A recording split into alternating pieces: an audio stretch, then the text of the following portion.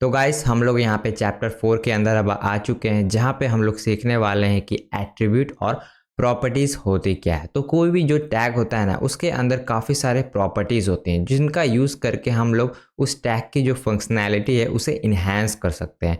तो एग्जाम्पल के लिए आप देखो, यहाँ पे ए टैग है। ए टैग बेसिकली आपका लिंक के लिए यूज़ होता है, जो कि अभी मैंने आपको पढ़ाया नहीं है और आगे पढ़ाऊँगा। तो अभी आप समझ लीजिए कि एक लिंक टैग है। इसके अंदर एक href करके एक वर्ड है जिसमें हम लोग उसके प्रॉपर्टीज़ को असाइन कर सकते हैं। तो ये जो href को हम लोग क्या बोल सकते हैं कि इस टैग का ये एट्रीब्यूट है। ठीक है, तो एग्जाम्पल से इसको समझते हैं। तो मैं क्या करता हूँ, एक ए टैग बनाता हूँ और यहाँ पे मैं अपना जो वेबसाइट है उसका लिंक डाल देता हूँ और यहाँ पे टेक्स्ट डाल देते हैं। और इस टेक्स्ट में मैं जैसे ही क्लिक करूँगा तो पहले तो इसे लाइव सर्वर से खोल लेंगे। तो जैसे ही क्लिक करेंगे तो देखिए यहाँ पे खुल रहा है। तो ये जो चीज़ था ना href, ये क्या हो गया आपका एट्रीब्यूट। अब क्या, अगर आपको और भी जानना है कि इस जो टैग है इसके अंदर और कौन कौन से एट्रीब्यूट है, तो आपको कंट्रोल स्पेस दबाना है। तो VS कोड आपकी हेल्प करेगा और भी एट्रीब्यूट को पता करने के लिए। ठीक है, तो ये सब चीज़ें हैं जो कि आप इस पर अप्लाई कर सकते हैं। ठीक है, और इसके बाद हम लोग चलिए देखते हैं दूसरी चीज़ों को, जैसे कि यहाँ पे फाइल पाथ। तो जो फाइल पाथ है वो काफ़ी इम्पॉर्टेंट टॉपिक है। अगर आप इसे समझ जाते हैं तो आपको कोई भी इमेज को और कोई भी फाइल को इंपोर्ट करने में दिक्कत नहीं होगी HTML में। ठीक है, अगर आप इसे सही से नहीं समझते हैं तो आपको दिक्कत जरूर होगी, तो इसे ध्यान से समझिएगा। तो यहाँ मैं क्या करता हूँ, एक इमेज टैग बनाता हूँ। तो इमेज के बारे में मैंने अभी तक आपको पूरा इन्फॉर्मेशन नहीं दिया है, लेकिन आगे आने वाले चैप्टर्स में आपको पता चलेगा। ठीक है, तो यहाँ पे आपको दो एट्रीब्यूट्स मिलते हैं, एक सोर्स मिलता है, एक यानी अल्टरनेटिव टेक्स्ट। तो ये क्या करता है, आपको टेक्स्ट प्रोवाइड करने में हेल्प करता है। ठीक है, तो दोनों का यूज़ केस समझेंगे। तो मैं पहले क्या करता हूँ, यहाँ पे एक इमेज लाता हूँ।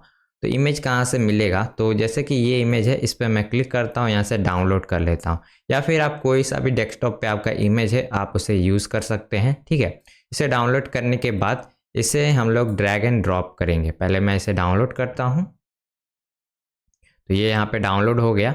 अब इसे मैं क्या करता हूँ, ड्रैग एंड ड्रॉप कर देता हूँ VS कोड में चैप्टर 4 में। ठीक है, और इसे हम लोग क्या करेंगे, रीनेम करेंगे YouTube लोगो।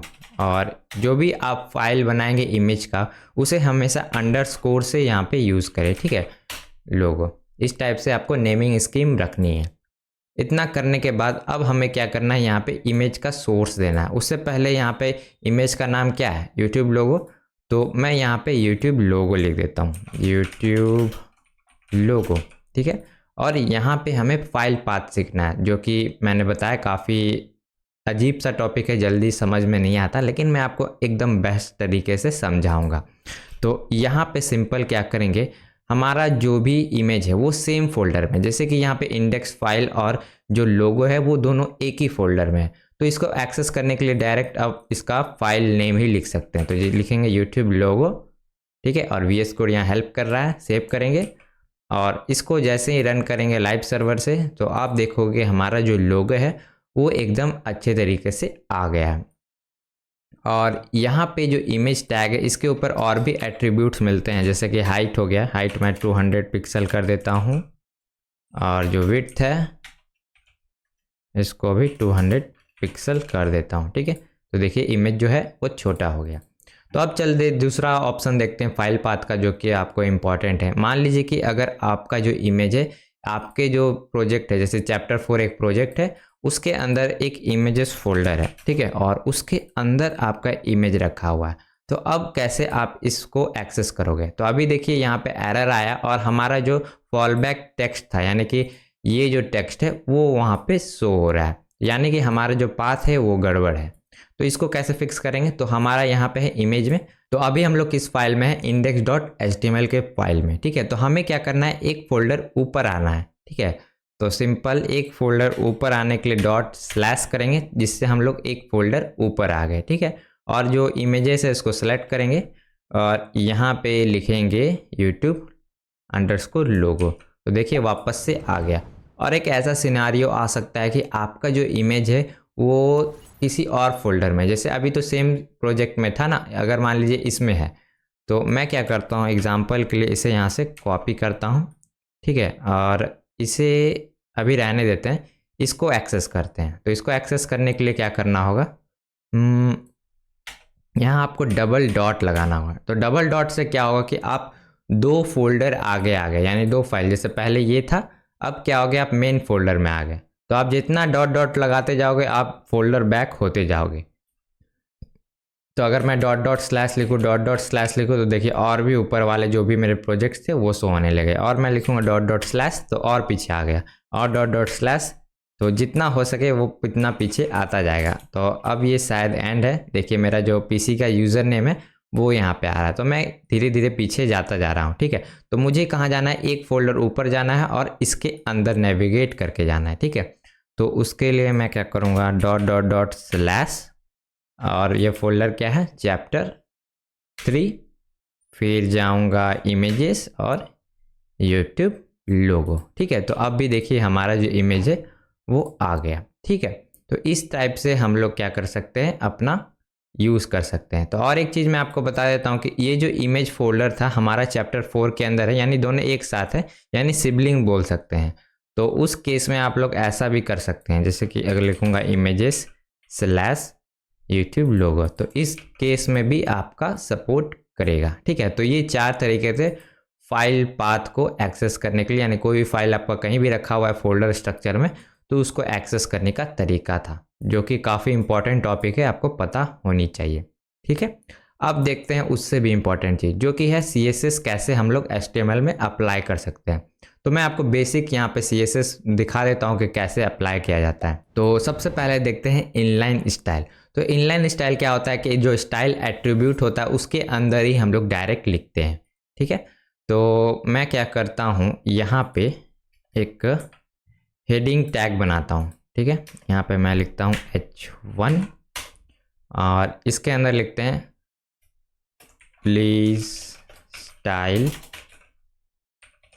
मी, ठीक है।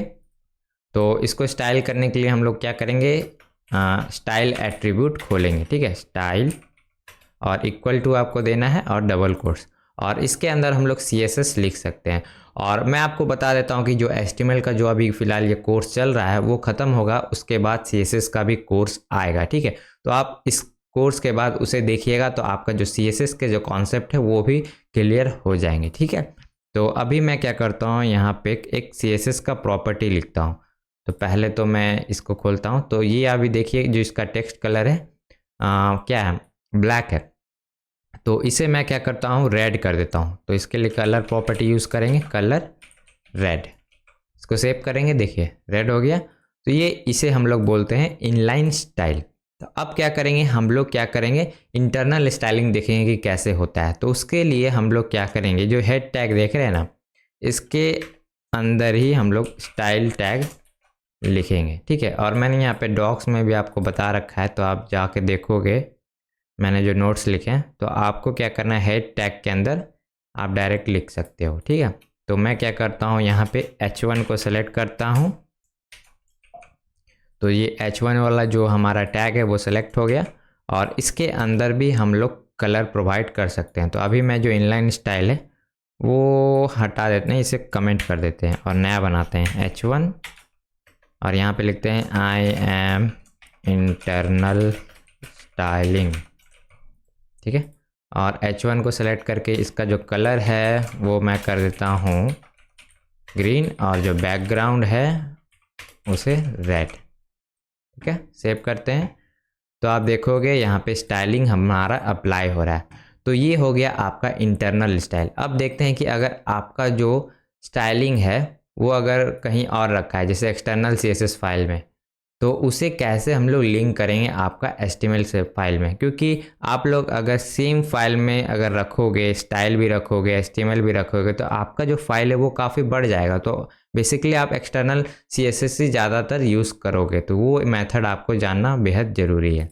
तो मैं क्या करता हूँ, चैप्टर 4 के अंदर यहाँ पे बना लेता हूँ style.css नाम से फाइल, और ये जो H1 है यहाँ से मैं कॉपी करता हूँ, यहाँ पे पेस्ट करता हूँ, और ये जो स्टाइल टैग है इसको कमेंट कर देता हूँ। और मैं आपको एक शॉर्टकट भी बता देता हूँ कमेंट करने के लिए। तो आपको क्या करना है, इसको सेलेक्ट करना है, आपको कंट्रोल की दबाना है या कमांड की दबाना है, और जो क्वेश्चन मार्क है ना उसको दबाना है। वहाँ पे एक बैक स्लैश करके ऑप्शन होगा, उसको दबाने से आपका ये हट जाएगा। ठीक है, तो ये कमेंट हो गया। तो अब आप देखोगे कि हमारा जो स्टाइलिंग है वो ख़त्म हो गया।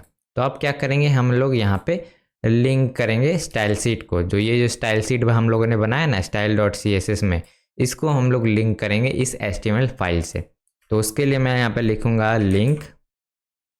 ठीक है, और लिंक लिखने से यहाँ पे VS कोड ऑटोमेटिक यहाँ पे कुछ कोड जनरेट कर रहा है। तो यहाँ पे रिलेशन में ये क्या है, स्टाइल शीट है, ये लिखना ज़रूरी है। अगर ये आप नहीं लिखोगे तो काम नहीं चलेगा। उसके बाद यहाँ पे फाइल पाथ देना है। तो हमारा जो फाइल पाथ का कॉन्सेप्ट था वो यहाँ पे लगेगा। तो हमारा जो स्टाइल CSS कहाँ है, इसी फोल्डर में है, तो हम लोग डायरेक्टली यहाँ पे लिख सकते हैं। ठीक है, और अगर ये अलग फोल्डर में होता है, जैसे कि यहाँ पे स्टाइल नाम का एक फोल्डर होता है, उसके अंदर होता है, तब क्या करते हैं आप कमेंट में बताओ, मैं आपको 1 मिनट दे रहा हूँ। ठीक है, और अगर आपसे हो गया है तो मैं आपको सॉल्यूशन दिखाता हूँ। अगर आपका फाइल पाथ का कॉन्सेप्ट क्लियर होगा तो आप ज़रूर से ये कर लोगे। तो यहाँ पे मैं डालता हूँ स्टाइल और इसे, तो इस टाइप से भी हम लोग एक्सेस कर सकते हैं। तो देखिए एग्जैक्टली वैसा ही काम कर रहा है। ठीक है, तो ये तरीका था हमारा स्टाइल शीट को ऐड करने का अपने HTML में।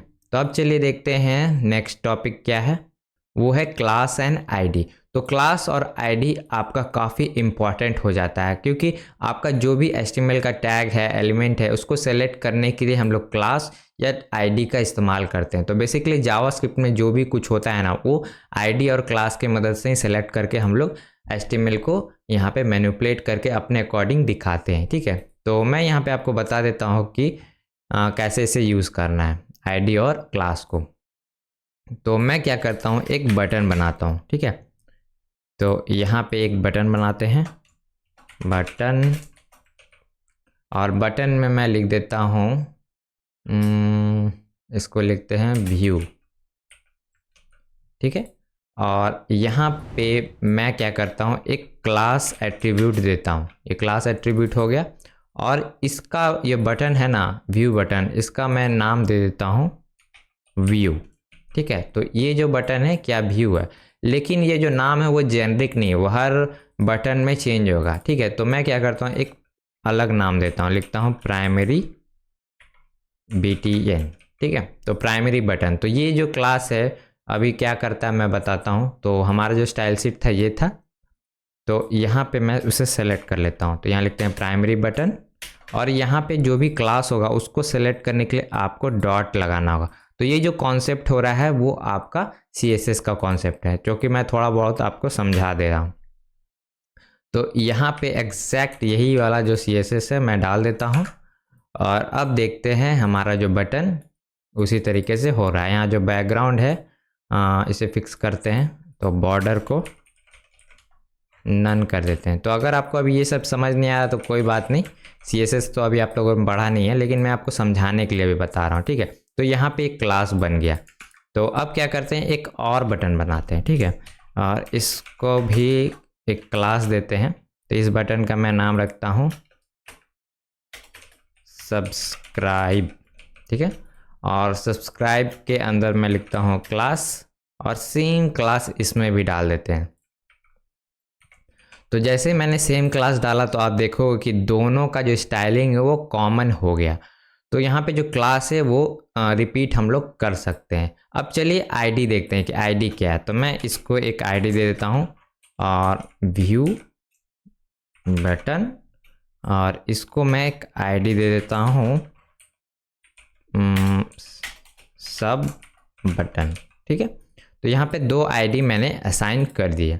और एक बात मैं बता देता हूँ कि जो आपका आईडी है वो यूनिक रहेगा, किसी से भी मैच नहीं करेगा। जैसे कि मैंने यहाँ पे यूनिक आईडी बनाया, व्यू के लिए व्यू बटन बनाया, और सब्सक्राइब के लिए सब बटन बनाया। ठीक है, और इसके भी आप चाहो तो यहाँ पे सेलेक्ट कर सकते हो। तो मैं अगर सब बटन में सेम डाल दूँ, जैसे कि यहाँ कॉपी पेस्ट, और इस प्राइमरी बटन को हटा दूँ, तो आप देखोगे जो सब बटन वाला आईडी से ये जो सब्सक्राइब बटन है वो काम कर रहा है।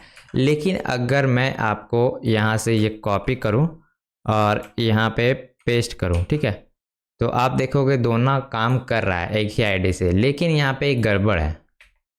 तो अगर मैं कंसोल में जाऊँ, रिफ्रेश करूँ, तो आईडी का यहाँ पे एरर आता है लेकिन अभी नहीं आ रहा है। तो आपको क्या करना है, जो भी आईडी आप यूज़ करोगे आपको यूनिक ही यूज़ करना है। तो आईडी और क्लास में बेसिकली यही डिफरेंस है जो कि आपको पता होना चाहिए, ठीक है। तो आईडी आपका रिपीटेबल नहीं होता है और जो क्लास है आप जितना बार भी रिपीट कर सकते हो, ठीक है। तो ये था हमारा चैप्टर 4 और चैप्टर 5 में हम लोग और HTML के कॉन्सेप्ट को देखने वाले हैं।